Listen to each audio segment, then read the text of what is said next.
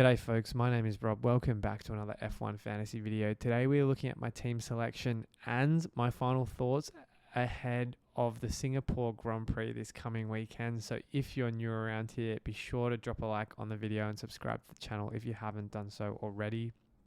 So this video is two crammed into one. As you can tell, not at home to do my usual recordings. So it is a bit of a haphazard approach to this race weekend with a back-to-back after finishing up at Baku a couple days ago. So we're going to go through how my team did there, take a look at team selection considerations for the weekend, as well as driver power rankings, chip strategy, 2x DRS boost, all that good stuff. So as I said, bear with me for this video. It's going to be a bit analog given I'm not at home, but hopefully we cover all the key talking points right after Baku.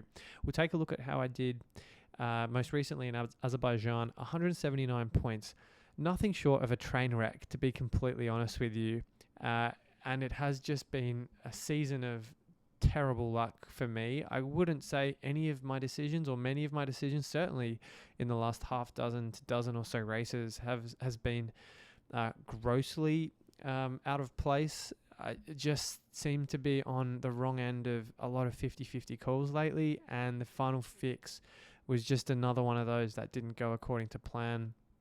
To give you some background, headed into the weekend with Lando Norris, Carlos Sainz, the Williams double-up, Sauber, McLaren and Ferrari, and then, as was well documented, the key storyline coming out of qualifying was Lando going out in Q1. I didn't really think there'd be another opportunity to deploy the final fix like what was currently on the table. The only other eventuation where I would ordinarily have thought it would be useful was if we saw a situation like Carlos Sainz in Qatar 2023 with that fuel leak issue, an immediate minus 20 for the race. I just don't know how likely that is of happening again this season or happening at all. So I thought, look, Lando is well out of position at a high risk DNF track. Let's put it on the pole sitter Charles Leclerc, who has a great track record at this circuit with poles, coming off a one-stop masterclass in Monza. I definitely thought it's also a one-stopper in Baku. Great race pace for the Ferrari. And I just thought he got all the tools to make that a race win, and ultimately what I thought would be driver of the day. Unfortunately, wasn't able to hold on to the lead throughout the entire race. Oscar Piastri bearing down his neck and drove like a lion to fend off Charles' multiple attacks into turn one once Oscar had the lead, and obviously managed to hold on to that to take the victory. So a tremendous result for Piastri.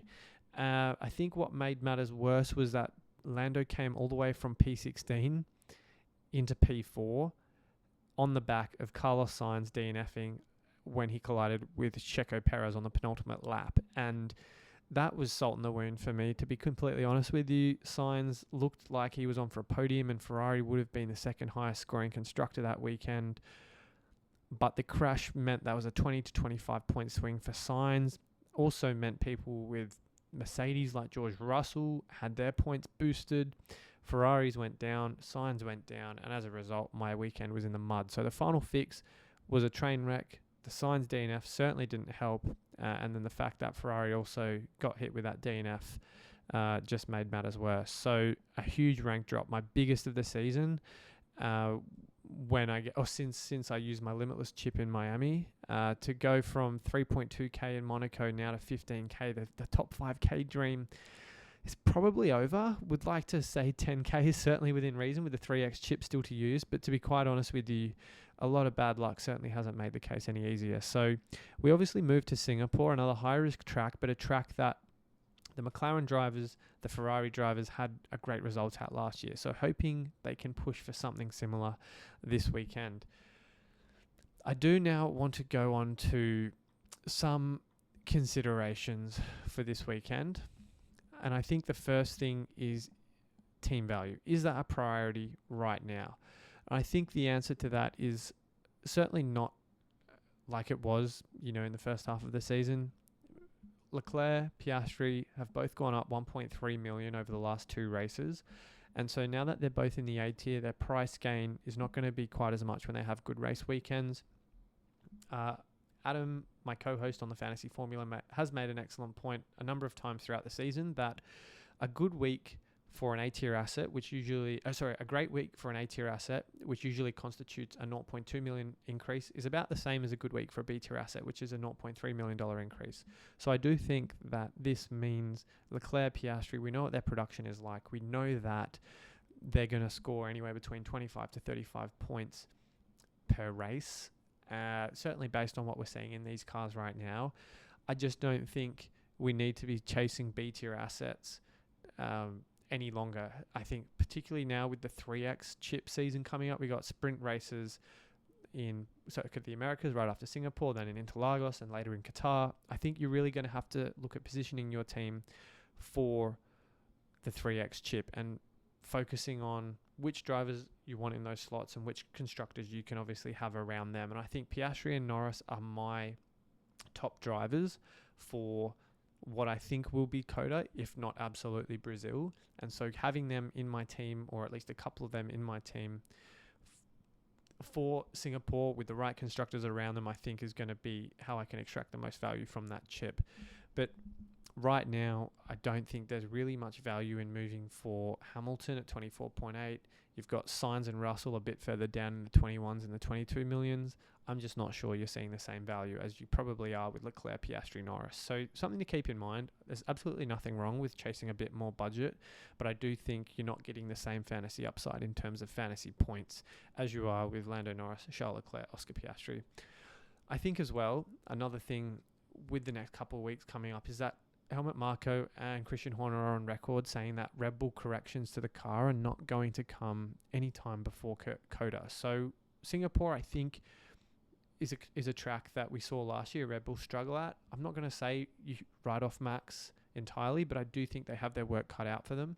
And we saw Lando come all the way from P16 to overtake Max in the closing stages of the race in Baku. So I think that just kind of goes to show what to expect from the Red Bull car. And unless we see something where it revolutionizes the Red Bull in Circuit of the Americas, I think you still can't be faulted for running McLaren. If you want differential assets, I love Max as a 3X option on the 3X chip sprint weekends.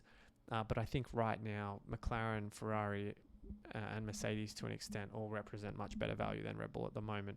And I think to enable those lineups, those McLarens and Ferrari double ups, triple ups, whatever you want to call it, whatever it's going to be, Colapinto and Albon have unlocked some sensational value recently. I talked about this right after Albon's disqualification in Zandvoort. Was on for Q3 there, obviously got disqualified, came all the way from the back of the grid to rack up, I think, 13 points in the Grand Prix alone in Zandvoort. Then qualified Q3 in Monza, held on to that for a points finish for Williams. And then Colapinto and Albon, double points finish in Baku. Colapinto has gone up 1 million across the last two races, and obviously his points in his second race for Williams compared to Logan Sargent's solitary point in 37 odd races for Williams, quite telling that I think Colapinto's got what it takes, not just in F1 but in F1 fantasy as well. So really liking the value the Argentinian is providing at 5.8 million. I definitely think that won't be his last $0.5 million increase for the season.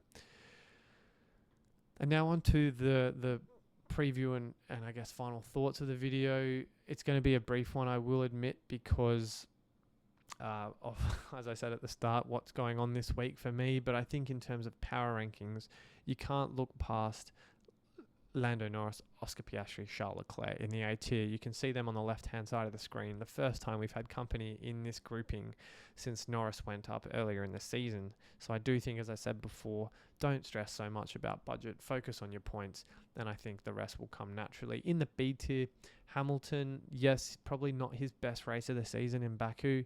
I do actually like Sainz. I'd probably put them pretty even with one another. But obviously, I think you look at someone like Sainz or even Hamilton, the three guys in the A tier and Verstappen even are probably my picks for the top four most race weekends. So Sainz, Hamilton, Russell, Perez all feel like the odd men out. And as a result of that, I really don't see a podium for Sainz. He might be around 4th, 5th. That's kind of where I see him finishing most weeks, and probably the 4th, 5th highest scoring fantasy driver. So I do like him, but unless you're really short on budget, I'd probably look to angle towards one of the McLaren drivers, or both of the McLaren drivers, or Charles Leclerc. Perez, a great result for him before his DNF in Baku. I really thought he was on for a good podium there after double win and a P2 in the last 3 years. So unfortunate to obviously crash with Carlos Sainz in the closing stages. And then, Williams again, C tier, really liking the value that Albon and Colapinto are providing. Magnussen's back on the radar, I think, as a fantasy asset. In Singapore, we know not necessarily the best qualifier going around, but certainly does have that race pace of the Haas. Maybe not as good as it was earlier in the season. So just keep an eye on that, because I don't know if he's necessarily, with the Williams upgrades working as well, if Haas are suddenly futile, if they're still, certainly in Magnussen's case, a serious asset to own for overtakes and positions gained on Sunday.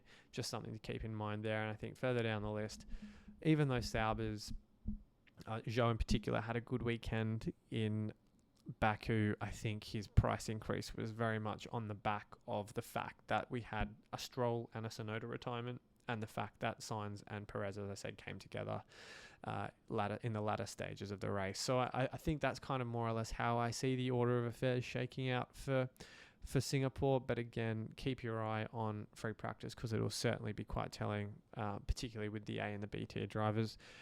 DRS boost option, I think can't go past Norris. I don't think this really changes all that much from Baku, if I'm being completely honest. I do think Norris is the best pick there, just because of the fact that I still think we'll have team orders more or less from McLaren. Obviously, that Q1 exit was not entirely his fault in Baku. I do think he'll be back to his best in Singapore, and had a great result here this time last year. So expect Piastri to take a back seat. Leclerc, definitely the lead driver on the Ferrari team as well. Depends on what Ferrari's pace is looking like.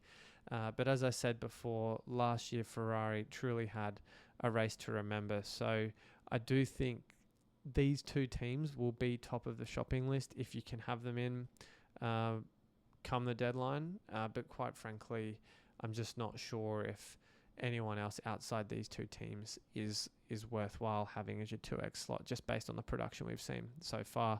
And I think for Chips, a really interesting weekend at Singapore. No negative, not necessarily what I'd recommend first and foremost, but a lot of people did choose to activate it at Baku, and it worked quite well with Sainz, Ferrari, Tsunoda all hit with pretty hefty negative points, or not for the total, but obviously as part of the scoring category. So I think that will very much negate that risk if we do have DNFs. It averages 5 DNFs over the last 2 years at Singapore. So I would tread carefully with how that could implicate your fantasy teams. Autopilot, another great insurance policy against your 2X boost.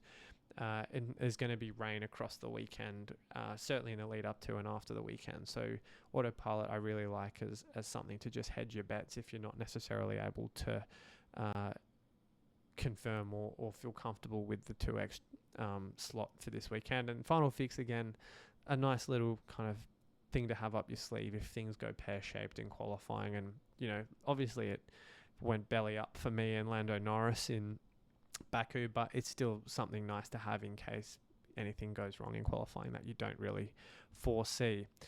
In terms of my fantasy team for this week, this is what I'm carrying into the deadline, and I do think there's probably a number of different approaches I could take. Team value is in the absolute mud for F1 Fantasy Hub. As I said, the bad luck and the disqualifications and the DNFs I just can't seem to avoid at the moment has very much ruined my chance of clawing my way back into the conversation with premium drivers. Certainly owning triple McLaren is going to hold your team in good stead. I do think they're the best car on the grid. Lando Norris, Oscar Piastri, the McLaren constructor, all absolute top tier picks in my opinion. And I definitely think that's the approach I could take. I do feel comfortable with heading into Singapore, only because I do believe the 3X chip for me is on the table at Circuit of the Americas. And I don't want to get in a situation where, because I'm already low on value, having to compromise on my constructor and go even further down the order with Ferrari go down below Mercedes in Circuit of the Americas and have to obviously pick up a mid-tier constructor. I just don't think that's the play at all. And so I realistically could see myself positioning my team for that this weekend and avoid the possibility of being in a situation where I can't get to the McLaren triple up when I want to use that chip in Circuit of the Americas. Now, again, that could backfire a little bit, but I've very much made my bed with, or I've had my bed made for me with how low my team value is. So to get to triple McLaren, it would involve having to bring in Mercedes as the constructor and then bringing in the next lowest value driver in the game in Valtteri Bottas. Now, I look at this and I don't exactly think it's going to have the highest score on the weekend unless Sauber somehow pull it out of the bag and win. But I do think that this triple McLaren is extremely strong, and I think unless Max looks like he's, P1, P2 throughout free practice and sprint qualifying in Circuit of the Americas, that these two drivers on screen here are probably my best bets for the top scoring drivers in Circuit of the Americas. So I know I'm planning forward a little bit, but I don't want to get into a situation where I run Sainz or where I run George Russell or whatever it might be, or one of these other C-tier drivers, and they go down in price, and the other driver I'm trying to get in to enable this McLaren triple up for Coda goes the other way in value, and then I'm essentially left holding the bag. So I could do something like that. I mean, the alternative would be if let's just refresh the team here. I could go down this route if push comes to shove for Coda and bring in Piastri this way. But I don't know I don't really see Albon outscoring Bottas by 10 to 12 points, to be honest. I think there's slightly more value in going McLaren, Mercedes, and Bottas over Albon, Ferrari, Mercedes, because I'm essentially having to count on all of these guys to do well. If McLaren do well, which is what I want on the chip, then why wouldn't I want the constructor as well, if you get what I mean? So a few different conundrums, but I do see myself realistically going with McLaren in this final spot here. Obviously if I have Sainz, I could maybe run 2 transfers, but I don't really want to move Norris out because I'm just essentially booking a transfer in to bring him back when I do use the 3X chip. I mean, I could wait until Brazil, but I'd rather plan for it and be proactive with it than get to Brazil, have something go wrong, and then I'm then having to use it in Qatar, which, again, leaving a powerful chip for the very last sprint race of the season, you could do. I don't think there's anything wrong with that. But at the same time, I do believe that if you get stuck in a situation where what you've planned for in the very last sprint race of the season, again, goes pear-shaped, you've got no other options. So I'm trying to fall back on. So I'm trying to be proactive. That's how I've always been with my trades to a certain extent, or at least plan with a week ahead in mind where possible. But again, unless something in Singapore tells us that McLaren is just not viable, then I'm probably going to go for the triple up. There's no other real option. I mean, I could do Leclerc. I can't even get Piastri in now, so that would mean getting in again Bottas. But then at that point, you may as well go for the triple up, right? Something, yeah. I don't know. Again, I have to wait until practice. My budget's obviously not as buoyant as some of you guys because of some of this rotten luck lately, but that's just how the cookie crumbles. But I'm curious to know what are your team budgets, because I'm definitely on the back foot, but I'm curious to know if your team budget's going to enable you for a top-heavy McLaren triple up come the sprint races for your 3X chip, or if you've got another approach in mind for how you want to build your teams heading into the last stages of the year. But anyway, guys, that's my team selection and my race week preview thoughts, race week preview and final thoughts all rolled up into one video. I know it was a bit all over the shop this week, but just unfortunately how it goes, being on the road, not at home to record properly and have the time available to do so. So thank you again for all of your love and support. But one thing I will say is that I am back with the fantasy formula once again for another deadline stream an hour before qualifying in Singapore this weekend. So be sure to drop by, say hello in the comments. We'll answer all of your final thoughts, burning questions live on stream. And then we've got another 4 weeks off until we get to Circuit of the Americas. So we go bang, bang, bang, and then we have another, few weeks off. So anyway, that's just how the calendar goes. And we've got another couple of triple headers right after that. So crazy way to end the year. But I'll leave it at that for now, guys. As always, appreciate your love and support as always. Good luck with your teams this weekend. And I'll see you all very soon.